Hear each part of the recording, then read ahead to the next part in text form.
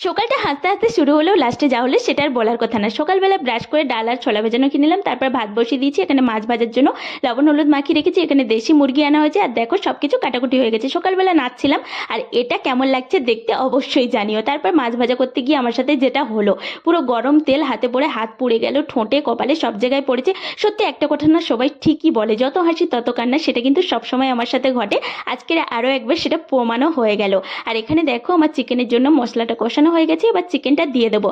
আর এই যে ডিমটা আছে না, ডিমটা তুলে নিতে হবে, একবার ফেটে গেলে তরকারিটা পুরো নষ্ট হয়ে যাবে। তারপর ভালো করে কষিয়ে কষিয়ে রান্না করে নিতে হবে। কত তেল বেরিয়েছে দেখো। তারপর পরিমাণ মতো জল দিয়ে ফুটে গেলে নামিয়ে নিলে রেডি।